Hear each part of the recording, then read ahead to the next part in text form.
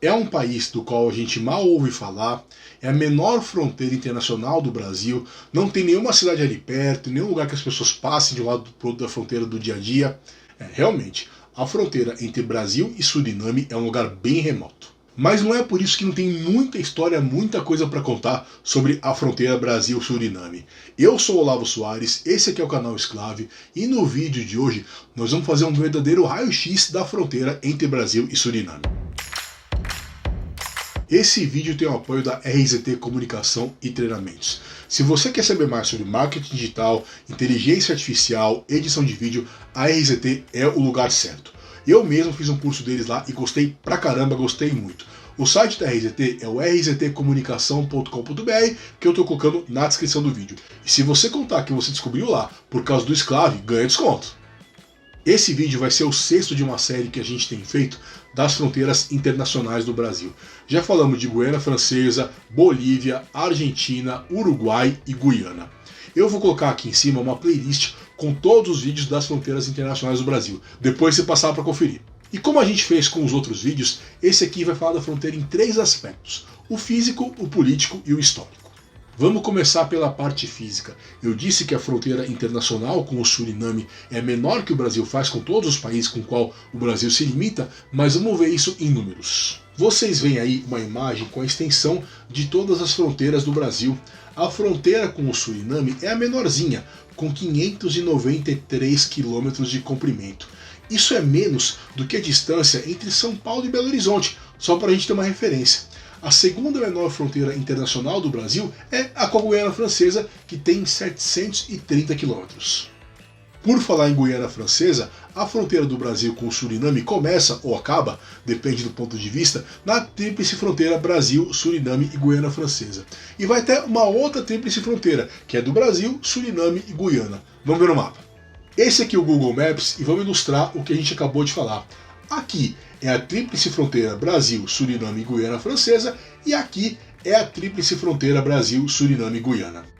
Se vocês forem bons observadores, e eu acho que vocês são, vocês devem ter notado umas linhas tracejadas no mapa na parte do Suriname dos dois lados. Linha tracejada em fronteira internacional no Google Maps é sinal de que aquela fronteira internacional não está plenamente pacificada. É uma região de conflito, de disputa entre os países por soberania daquele território. Por exemplo, se você colocar hoje o Google Maps na região da Crimeia, na península da Crimeia, que está disputada entre a Rússia e a Ucrânia, vai ver lá a linha tracejada.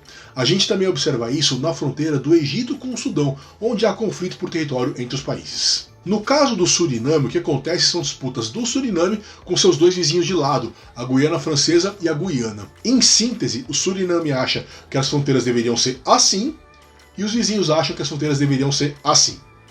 Isso não é um conflito dos mais ativos, os países não estão botando tropas na rua, não estão mandando soldados para o lugar de conflito, nada disso, isso não está muito em curso. De todo modo, vale ressaltar que a postura do Brasil é um pouco anti-Suriname, digamos assim. O Brasil considera a fronteira do jeito que o Suriname não gostaria, né? Menorzinha dos dois lados. A fronteira entre Brasil e Suriname, diferentemente do que acontece com muitas fronteiras internacionais do Brasil e também divisas de estados e municípios aqui dentro, não é delimitada por um rio. Não é que passa um curso d'água, um riozão grande, e o pessoal fala, olha, aqui é o Brasil, aqui é o Suriname. Não é isso. É uma fronteira que foi estabelecida por outro conceito, o de divisor de águas. Vamos entender direitinho o que é esse divisor de águas e ver como ele se aplica na questão do Brasil com o Suriname.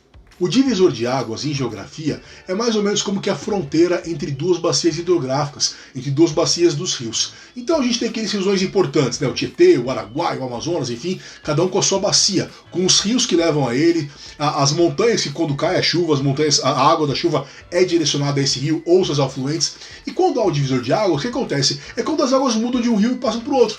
Então, em vez dos rios, dos afluentes, da chuva correr para o rio X, ela passa a correr para o rio Y.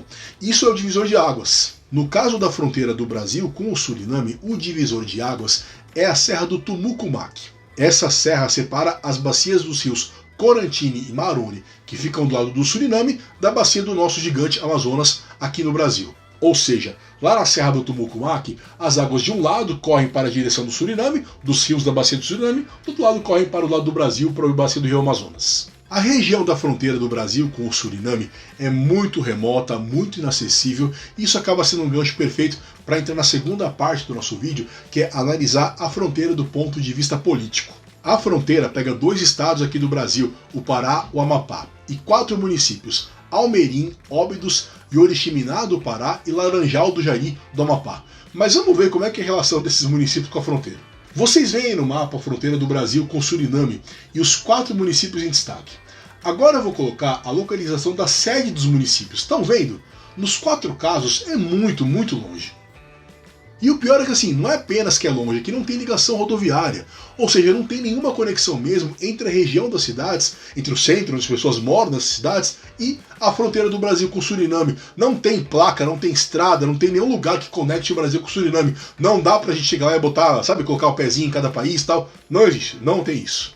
Mas tem ocupação humana assim na região da fronteira Brasil-Suriname. E é uma ocupação majoritariamente de populações indígenas.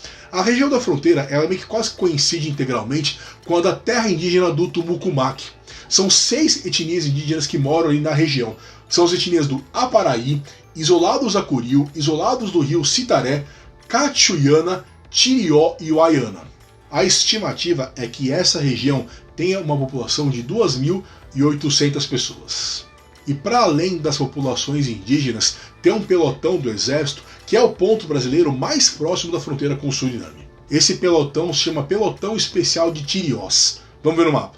Vocês veem aí onde fica o pelotão de Tiriós, que é no extremo norte do Pará, numa região completamente isolada, longe de qualquer cidade, mais pertinho da fronteira.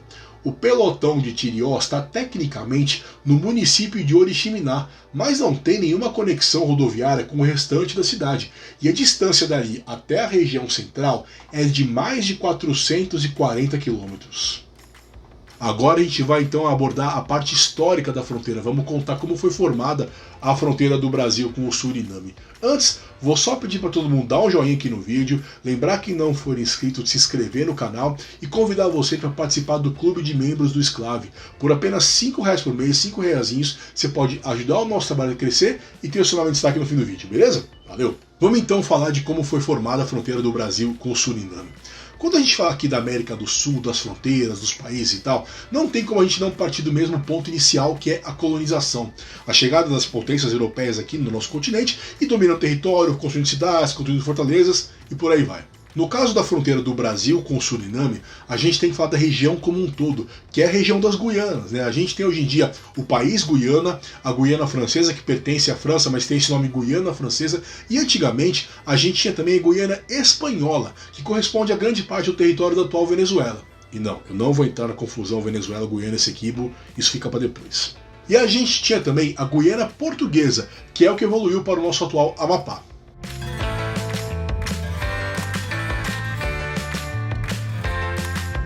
Lá na época da colonização, as potências todas disputavam muito a região das Guianas. Disputavam na porrada mesmo, na guerra. Aí tinha portugueses, ingleses, franceses, espanhóis, neerlandeses, enfim, o negócio era bem tenso.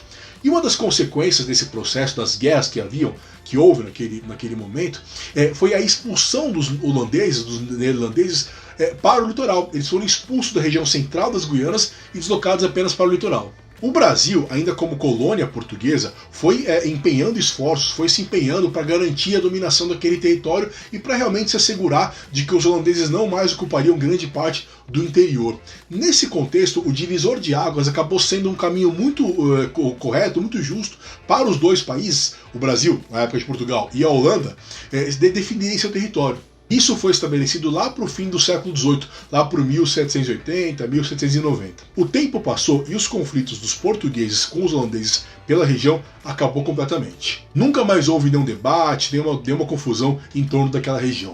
A fronteira foi estabelecida para valer em 1906, num acordo assinado entre o Reino dos Países Baixos, até porque naquele momento o Suriname não era independente, e os Estados Unidos do Brasil. Sim, sim. O Brasil já chamou Estados Unidos do Brasil. E por muito tempo, não foi pouco tempo não. Você quer saber mais sobre essa história? Olha o vídeo que estou pondo aqui em cima. Mas então, voltando, o Brasil e os Países Baixos sentaram para conversar e em 1906 assinaram o Tratado de Fronteira entre o Brasil e o Suriname. O que foi utilizado como demarcação foi o que nós vimos, a Serra do Tumucumaque. Ao longo da década de 1930, para ser mais específico, entre 1931 e 1938, o Brasil e os Países Baixos se empenharam em conjunto para delimitar de vez a fronteira, para colocar alguns marcos divisórios na fronteira, como esse aqui. De lá para cá, as coisas não mudaram. Então, o que o Brasil mantém com o Suriname em relação às fronteiras é a fronteira do Brasil mais pacífica, menos controversa, menos disputada e também a mais remota de todas. A região do Suriname que faz fronteira com o Brasil é uma região chamada Sipilauine. Dá uma olhada no tamanho da criança. Essa região corresponde a cerca de 80% de toda a extensão do Suriname, mas para uma população de apenas 37 mil habitantes. Isso dá uma densidade demográfica muito pequena, mas muito pequena mesmo. Mas acreditem, tem cidade no Brasil com uma densidade demográfica ainda menor que isso. Quer ver onde? Olha o vídeo aqui do lado. Até mais!